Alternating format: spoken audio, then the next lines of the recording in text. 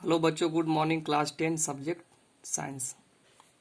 आज की इस क्लास में आप लोग को बताएंगे कि भिन्न पथों द्वारा ग्लूकोज का विखंडन, किस प्रकार से ग्लूकोज का विखंडन होता है उसके विषय में यहाँ पे चर्चाएं की जाएंगी।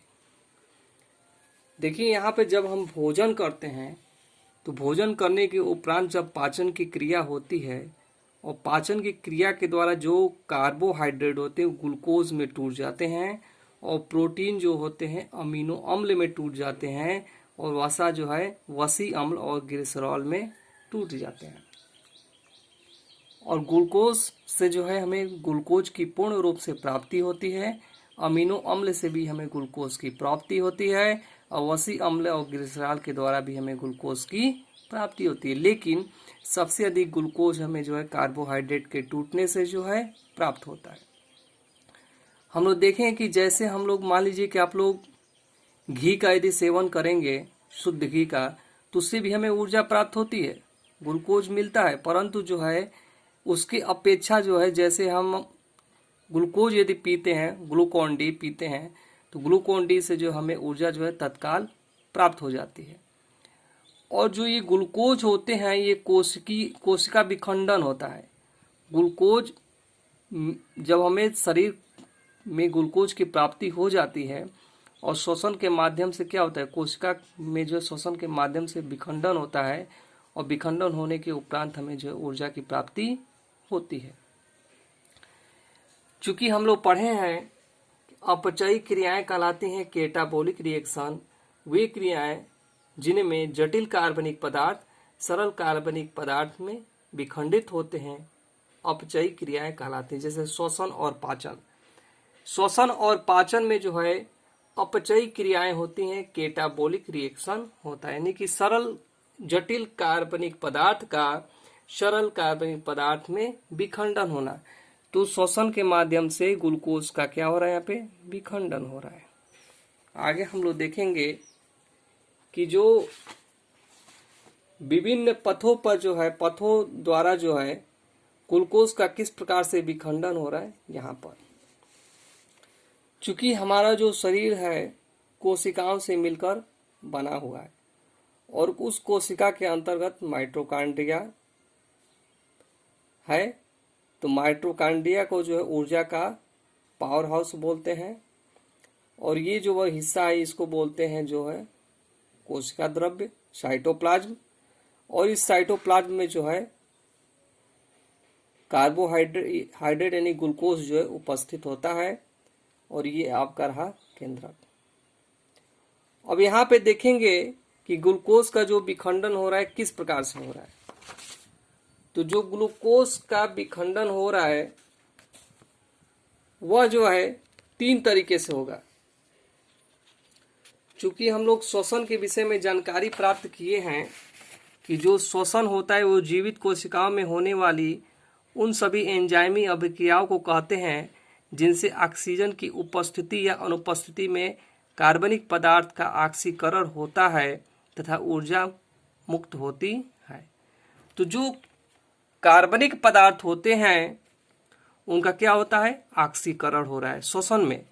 तो यहाँ पर हम लोग देखेंगे कि जो ये कार्बनिक पदार्थ है ग्लूकोज है, तो ग्लूकोज के 6 अणु होते हैं, कार्बन के 6 अणु। ये जो कोशिका द्रव्य में जो है ऑक्सीजन की अनुपस्थिति में जो है पायरुवेट अम्ल में बदल जाते हैं। तो ग्लूकोज का यहाँ पे 3 तरह से विखंडन हो रहा है। तो पहला, कोशिका द्रव्य में ऑक्सीजन की अनुपस्थिति में जो है पायरुवेट अम्ल में बदलते हैं, कार्बन के 3 अणु और प्लस ऊर्जा की प्राप्ति होती है पायरुवेट अम्ल में।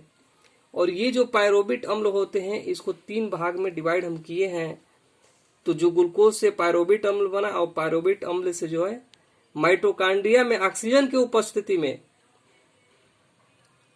ग्लूकोज जो है पायरुवेट अम्ल में परिवर्तित हुआ। ये पायरुवेट अम्ल जो है माइटोकॉन्ड्रिया के अंतर्गत जो है ऑक्सीजन की उपस्थिति में कार्बन डाइऑक्साइड, जल H2O और ऊर्जा की प्राप्ति होती है। सबसे अधिक ऊर्जा की प्राप्ति जो है हमें इन्हीं से होती है श्वसन क्रिया के द्वारा।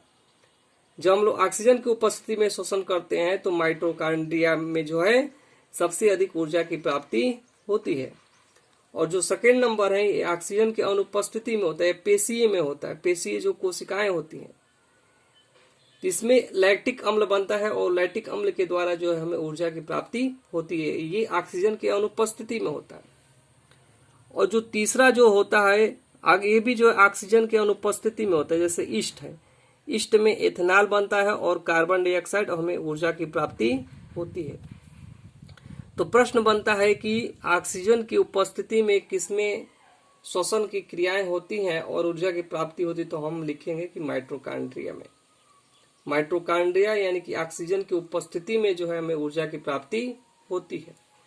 और यहाँ पर हम लोग देखेंगे कि ऑक्सीजन की अनुपस्थिति में जो है इनमें ऊर्जा की प्राप्ति हो रही है, तो ये किसमें हो रही है? साइटोप्लाज्म यानी कि कोशिका द्रव्य में हो रही है। तो जो कोशिका द्रव्य में ऑक्सीजन की अनुपस्थिति में हमें ऊर्जा की प्राप्ति होती है, ये दो हैं इसमें, ईस्ट में और कोशिकीय पेशी में। तो जो कोशिकीय पेशी में जो ऊर्जा की प्राप्ति होती है, लैक्टिक अम्ल बनता है, इसके द्वारा हमें ऊर्जा मिलती है। इसमें क्या होता है कि जैसे मान लीजिए कि हम लोग साइकिल चला रहे हैं, तो साइकिल चलाने में जो है हमें अधिक जो ऊर्जा की खर्च होती है।